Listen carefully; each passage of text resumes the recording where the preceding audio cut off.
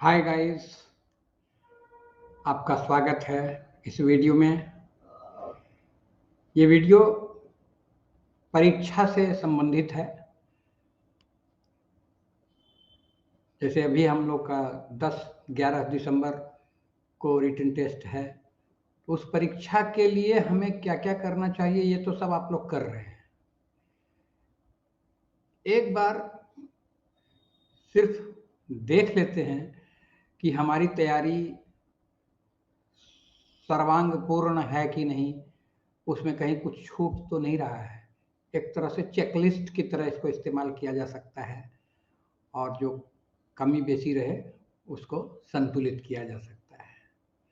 तो चाहिए आइए हम लोग समय नहीं गंवाते हुए सीधे बिंदु पर आते हैं। शुरू करते ही सबसे पहले ये बात देखने की होती है कि ये परीक्षा, इसका क्या इम्पोर्टेंस है। इसका इम्पोर्टेंस जबरदस्त है। आपके आने वाली जिंदगी की बुनियाद है। इस दिन आप जो रोपेंगे वही जीवन भर काटेंगे। तो आने वाले जिंदगी के पूरे हिस्से को ये प्रभावित करेगा। वो 10 और 11 दिसंबर की तारीख बहुत ही इम्पोर्टेंट है आपके जीवन में। आपकी सफलता की नींव उस दिन आप रखेंगे और उसका एक शानदार करियर पाएंगे उसके लिए। इसलिए ये कोई सामान्य दिन नहीं है, आपके लिए बिल्कुल स्पेशल दिन है। कैसे, आइए और देखते हैं। ये तो फर्स्ट स्टेप होगा करियर में, फ्यूचर की ओर, करियर की ओर।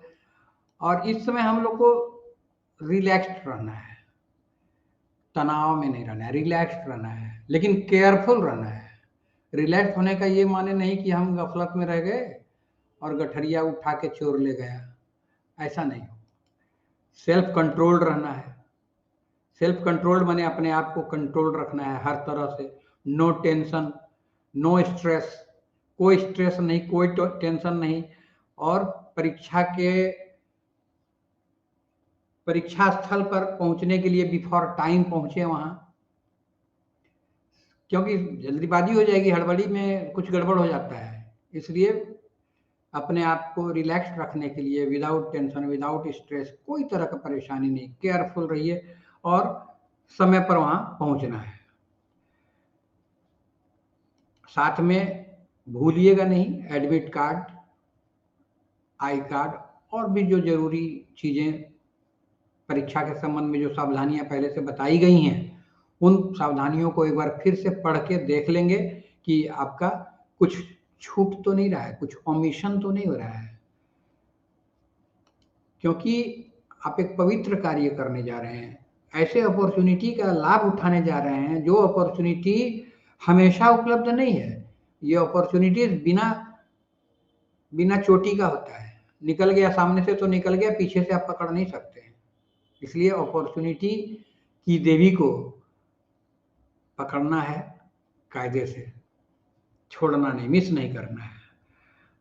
अब जब आप एग्जामिनेशन हॉल एंटर कर रहे हैं तो क्या क्या ध्यान रखना है। पहली बात तो है कि मूड और माइंड, अपना मूड ठीक रखिए, पॉजिटिव सोच में रहिए, माइंड को शांत रखिए, उथल पुथल में नहीं रहना है। इसके लिए हम लोग को कुछ कुछ करना जरूरी होता है। जैसे फिजिकल प्रिपरेशन कैसे करेंगे आप, तो उसके लिए आपको साउंड स्लीप, बीती रात को आप अच्छे से सोइए। अच्छे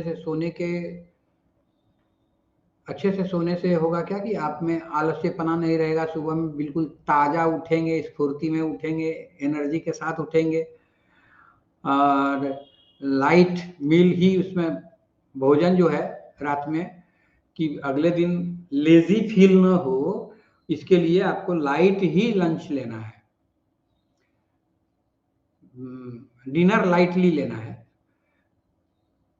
और अगले दिन, जिस दिन जाने का है, जिस दिन परीक्षा देने का है, उस दिन भी ज़्यादा ऑयली सामान कुछ नाश्ता में नहीं लेना है, लेज़ीनेस फील नहीं हो, जिससे अलर्ट रहें आप, ताजगी बनी रहे, अलर्ट रहें, और हाइड्रेशन का प्रॉब्लम नहीं आवे। पानी इतना अधिक भी नहीं पी लें कि बार-बार आपको टॉयलेट जाने की ज़रूरत पड़े, या पानी बिल्कुल ना पिएँ कि डिहाइड्रेशन हो जाए। वैसा कंडीशन से बचना है। हो सके तो हल्का-फुल्का व्यायाम भी कर लें ताकि आप एनर्जेटिक फील करें। स्ट्रेचिंग कर लें सिंपल, या थोड़ा टहल लें। इन सब बिंदुओं पर सावधान रहना है। ये फिजिकल प्रिपरेशन हुआ आपका। इसके अलावे आपको मेंटल फोकस बना के रखना है कि दिमागी तौर पर बिल्कुल अलर्ट रहना है, पॉजिटिव थिंकिंग करते जाना है। यहाँ तक कि परीक्षा में जब चले गए, अंदर घुस गए हर तैयारी से, तो अपने आप को सेल्फ कंपोज्ड रखना है। बड़बड़ करने की ज़रूरत नहीं है, नर्वसनेस में फंसने की ज़रूरत नहीं है। हो सके तो डीप ब्रीदिंग कीजिए, आंखें अगर बंद कर लेते हैं और ओम का ध्यान करते हैं, थोड़ी देर के लिए परीक्षा स्टार्ट होने के पूर्व तक सेल्फ कंपोज्ड रहिए। गप में नहीं उलझिए, आप कहाँ से आए हैं भैया, आप कहाँ से आए हैं, ये सब बेकार की बातें बाद में की जा सकती हैं। वहाँ आपको सेंटर्ड रहना है, सेल्फ सेंटर्ड रहना है कि हमको परीक्षा देने आए हैं, ये हमारे लिए बेस्ट अपॉर्चुनिटी है, इस अपॉर्चुनिटी को हमको मिस नहीं करना है। तो इन बातों का ख्याल रखते हुए आप गहरी सांसें भी ले सकते हैं। गहरी सांसें ले लेके अपना सेल्फ सेंटर्ड खुद के अंदर रहिए। मैं दूसरे को वहां पर जताने की, कुछ शो अप करने की जरूरत नहीं है। और खुद से बताइए कि अरे हम तो बेस्ट हैं। किसी तरह का नर्वसनेस हो तो उसको मिटाने के लिए आप अपना सेल्फ ऑटो सजेशन डालिए वहां कि हम तो बेस्ट हैं, हम तो इतनी अच्छी तैयारी किए हैं, आज तो दिन है, आज तो दिखा देंगे, आज बता देंगे कि हम भी क्या चीज हैं। ये वाला भाव रखिए, सेल्फ कॉन्फिडेंट, अपने ऊपर पूरा भरोसा, अपने ऊपर पूरा भरोसा कि हमने अपना बेस्ट देने की सोची है, हम अपना बेस्ट देंगे, हम बेस्ट हैं भी। और ये टुडे का जो अपॉर्चुनिटी है, ये हमारे लिए बेस्ट अपॉर्चुनिटी है। I am going to give my best. हम बेस्ट है ही हैं, उस बेस्ट को आज कागज पर उतार देना है। इसके बाद और भी बातें हैं। अब एग्जाम हॉल में क्या करना है? क्वाइट, सेल्फ सेंटर्ड, स्वयं पर ध्यान दीजिए, दूसरे पर ध्यान देने की ज़रूरत नहीं है। और सोच को पॉजिटिव रखिए, बिल्कुल शांत रखिए, अपने ऊपर ध्यान रखिए और अपने आप को बैलेंस्ड रखिए, पॉजिटिव सोच में रखिए। चिंता करने की कोई बात नहीं है, चिंता करने की कोई बात ही नहीं है। चिंता करने से वहां आपके प्रश्न का हल नहीं निकल आएगा। आपने प्रश्न का जो हल लिख रखा है वही काफी होगा। और फिजिकली भी, मेंटली भी और इमोशनली भी अपने आप को कंट्रोल में रखना है। टाइम मैनेजमेंट सबसे इंपॉर्टेंट फैक्टर है कि जब आप परीक्षा दे रहे होते हैं, आप बंधन में रहते हैं कि आपके पास उतना ही समय रहता है और उतना ही प्रश्न है। 200 प्रश्न है, 200 मिनट में उसको खत्म करना है।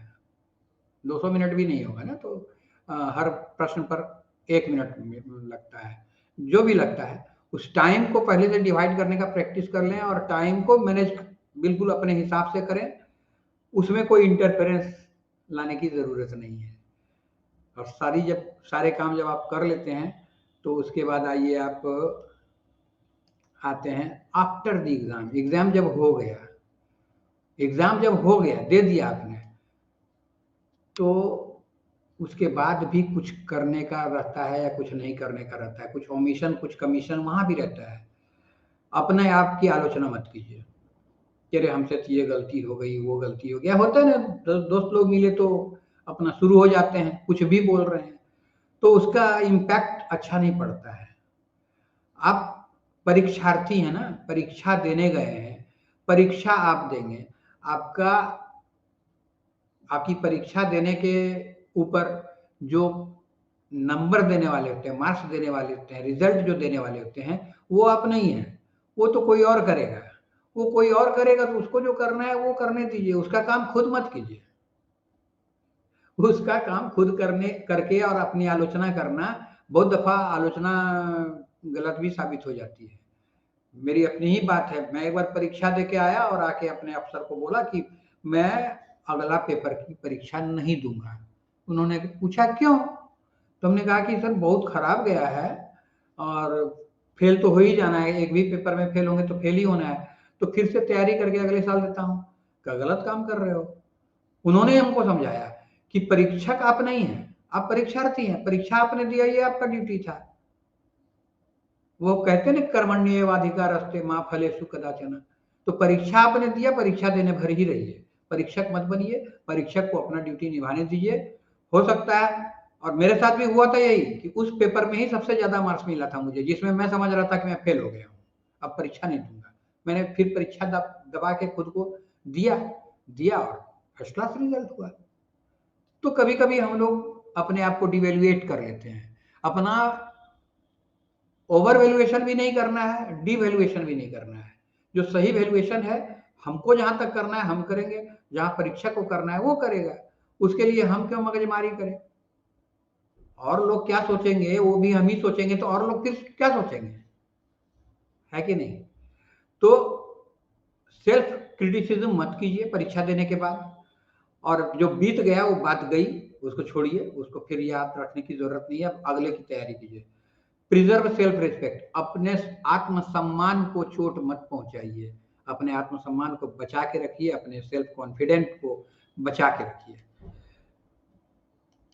हाँ, ये आप कर सकते हैं कि अपना सेल्फ असेसमेंट कर लीजिए कि इसमें हमने क्या-क्या छोड़ा, क्या-क्या मेरा ओमिशन हुआ। वो ओमिशन वाला पार्ट हो अपना, हो सके तो उसी दिन कहीं नोट कर लीजिए, ताकि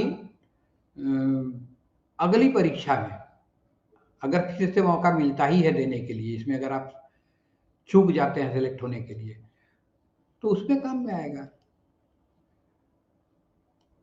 determine to deliberate commission in next trial, और निश्चय कीजिए कि जो आज छूटा हमसे, जो मेरा ओमिशन हुआ, वो मेरा कमीशन हो जाएगा अगली परीक्षा में। तो ये मुख्य इम्पोर्टेंट बातें हैं जो परीक्षा के पहले एक बार आप लोग को चेकलिस्ट की तरह चेक कर लेना चाहिए। और यदि वीडियो पसंद आया तो लाइक कीजिए, कमेंट कीजिए, सब्सक्राइब तो कीजिए ही, और यदि हमसे जुड़ना चाहते हैं और इस तरह की और भी वीडियोस देखना चाहते हैं या शिक्षा ग्रहण करना चाहते हैं, तो डिस्क्रिप्शन में मेरा व्हाट्सएप ग्रुप का लिंक दिया हुआ है, उसे आप ज्वाइन कर सकते हैं।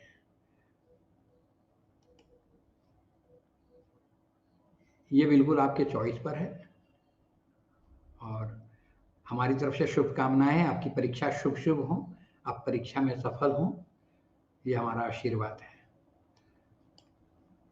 इसी के साथ मैं रुकता हूँ। धन्यवाद। जय हिंद।